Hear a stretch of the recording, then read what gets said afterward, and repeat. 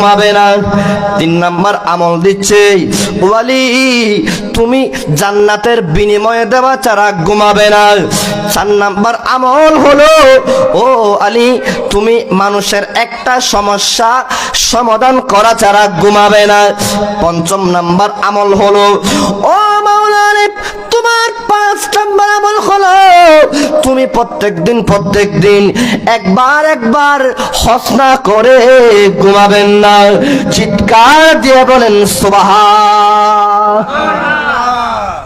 অবাদার কথা আপনারা বুঝতে লিখুন না, হনা বুঝতে লিখুন না। আয় কিন্তু লাস্ট হাজির হইম সন এটা মন দিবেন, একখান মন দিও নিবে। তাহলে 1 নাম্বার আমল দি রে ও আলী প্রথম নাম্বার আমল হই রে তোমার যে 4000 দিরহাম দান করা ছাড়া গুম না যাইবা।